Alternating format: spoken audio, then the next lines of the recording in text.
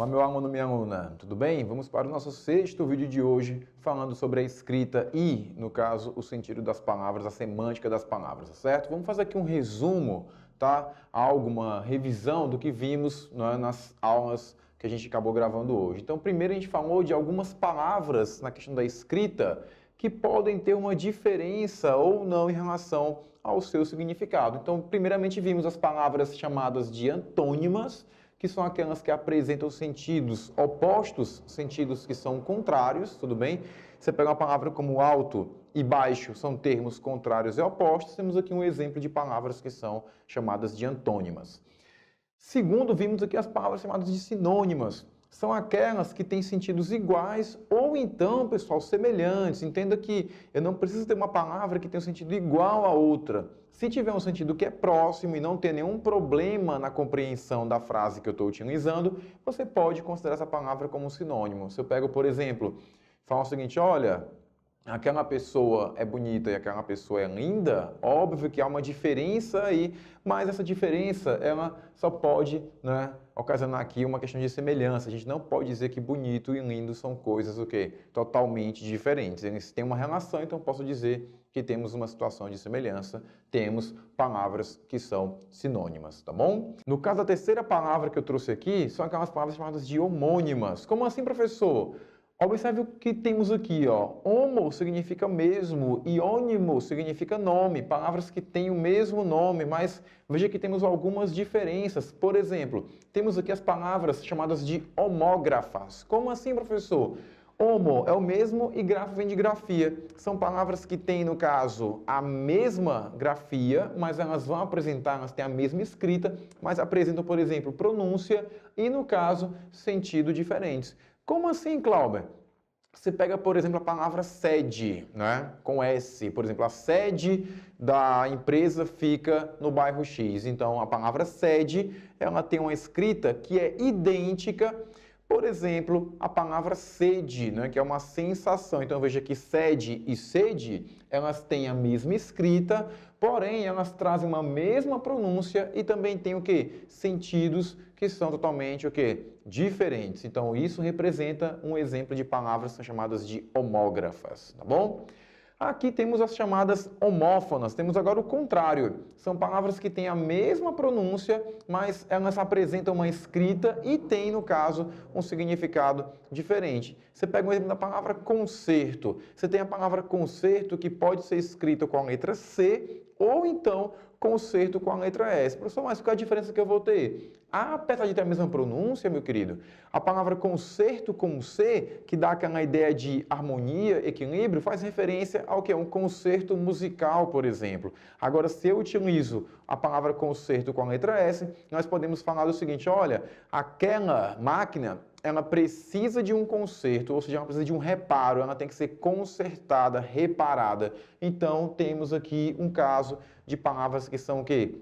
Palavras consideradas homófonas, tá bom? Então, nesse caso aqui, esses dois subtipos aqui representam o quê? As palavras chamadas de homônimas, né? Foi o que nós mais vimos aqui nas aulas anteriores, tá bom?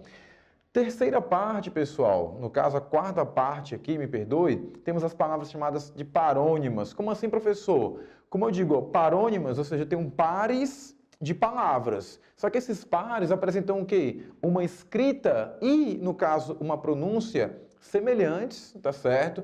Mas tem sentidos que são, no caso, totalmente diferentes. Como assim, Cláudio? Não entendi. Parônimo é a mesma coisa de homônimo? Não. Observe que aqui eu não tenho nada igual. Aqui eu tenho uma escrita e pronúncia, no caso que são semelhantes, tá certo? Não são parecidas, mas o seu significado ele é, no caso, diferente. Eu trouxe aqui algum exemplo para vocês em relação a essas duas palavras que nós temos aqui. Iminente e, no caso, eminente.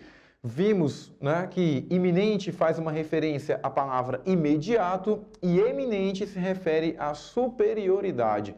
Como assim, professor? Vamos pegar um exemplo. Imagine que o céu está ficando nublado, as nuvens cada vez mais carregadas. Então, isso é um indício para quê? Que vai chover daqui a pouco. Então, a gente vai falar o seguinte, olha, pessoal, como o céu está nublado, as nuvens estão carregadas, eu digo o seguinte, a chuva, ela é o quê? É iminente, porque ela é algo que vai acontecer, que vai ocorrer daqui a pouco, é algo, no caso, imediato, tudo bem? E no caso de eminente, que indica uma superioridade, pense, por exemplo, o seguinte, olha, o chefe, né, daquela empresa é a pessoa eminente, né, naquela instituição, ou seja, é a figura superior, é a figura que todos, no caso, são subordinados a ele ou a ela. Então, eminente faz uma referência a algo que é superior, uma superioridade, e no caso de iminente, estamos fazendo referência aqui a algo que é imediato, tudo bem? Então, esse aqui representa o resumo da onde hoje a gente viu aqui alguns casos dessas quatro, né, no caso, quatro classificações nós temos aqui das palavras que relacionam o quê? O sentido e relacionam em relação ao caso da sua escrita, tá bom? Então a gente acaba vendo outras situações em outros vídeos, tá certo? Para te ajudar a escrever, a adequar de forma correta a palavra que você quer utilizar, estabelecendo o seu sentido correto. Bom, então como a gente viu nas palavras iminente e eminente, percebemos uma relação de palavras que têm uma escrita, né, e no caso uma pronúncia próximas, tá certo? Mas tem uma relação de significados aqui totalmente diferentes. Também o que acontece aqui, pessoal, com essas palavras que eu trouxe, esses pares de palavras, por isso que o nome é chamado de parônimos, né? Porque são pares de palavras que têm essa semelhança na escrita e na pronúncia e a diferença em relação ao significado. Então, por exemplo, o número 2 aqui, ele traz as palavras discriminar e traz a palavra discriminar.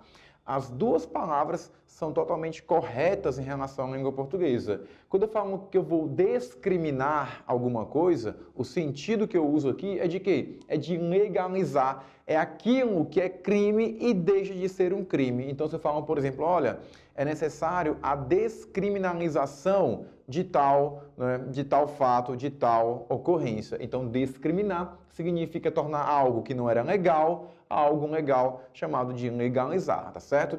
Quando eu falo de discriminar, você fala o seguinte, olha, aquela pessoa, ela discriminou, né, outra dentro de um ambiente, ou seja, ela tratou alguém de maneira diferente, por alguma diferença. A gente pode relacionar discriminar com a questão do preconceito, por exemplo. Então, discriminar significa tratar de forma diferente e discriminar significa o quê? Algo que é crime, ele passa a não ser mais o quê? Um crime. Eu vou legalizar algo que era ilegal, tudo bem? Então, temos um caso aqui de palavras parônimas, certo?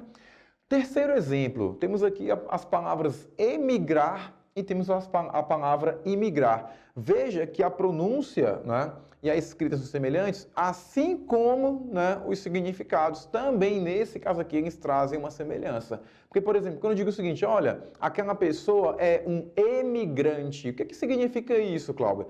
Quando eu falo de emigrante ou emigrar, é você deixar um território, seja um país, seja uma cidade, deixar um território de origem. Então, se você sai do seu local de origem para outro lugar, você é chamado de emigrante. Você está emigrando para outro lugar. Aí, quando você vai entrar num território estrangeiro, diferente do seu, né, de origem, você está imigrando, você é um imigrante. Então, veja que a relação que eu tenho aqui entre as duas palavras, ela é bem próxima, porque emigrar é você deixar um território de origem, e emigrar significa entrar num território estrangeiro, aquele território que não é seu lugar, no caso de origem, tudo bem? Então, veja que as duas palavras, elas podem causar uma certa confusão, tá certo? Número 4, temos aqui dois outros termos, a palavra despensa e temos a palavra dispensa. Professor, eu pensei que era só de um jeito. Você pensou errado, meu aluno. Por quê? Porque despensa significa o quê? É aquele lugar que você guarda, né? Aquele lugar onde se guarda o quê? Alimentos. Você se guarda ali, no caso, você guarda mantimentos. Isso é uma despensa. O que é uma dispensa? Dispensa, pessoal, é o cancelamento de algo que é obrigatório. Então, vamos supor, uma pessoa vai fazer um alistamento, né, na questão do serviço militar, e ele é dispensado. Por quê? Porque naquele momento ele teve um cancelamento da sua obrigação. Então, dispensa faz referência a um lugar e dispensa é um ato de cancelar algo que é obrigatório, tá bom? E por último, número 5, temos aqui as palavras ratificar e a palavra, no caso, retificar. Observe que, mais uma vez, a pronúncia aqui, a escrita é bem próxima, mas os significados são totalmente diferentes. Por quê? Porque se eu tenho uma situação como, por exemplo, olha, eu preciso ratificar, no caso, a minha pesquisa. Então, eu preciso confirmar a minha pesquisa, tá certo? Agora, se você vai utilizar a palavra retificar, imagine a situação, olha, eu tenho um veículo e eu preciso levar o veículo para ajeitar alguma coisa na retífica. O que é retífica? Né? No caso, retificar é você reparar, é você consertar alguma coisa. Então, veja aqui a diferença que nós temos em relação ao contexto. Ratificar é confirmar e retificar você repara, no caso, alguma coisa, tá certo? Então, pessoal, aqui a gente viu durante a aula de hoje casos em que as palavras elas têm que ser escritas da maneira adequada para que você não cause o que uma confusão em relação ao seu significado. Tenha muito cuidado quando você for utilizar tais palavras que nós vimos aqui hoje, tá certo? De maneira adequada para não causar uma falta de coerência naquilo que você está dizendo, tudo bem? Então, a gente se vê em outros vídeos. Muito obrigado e tchau!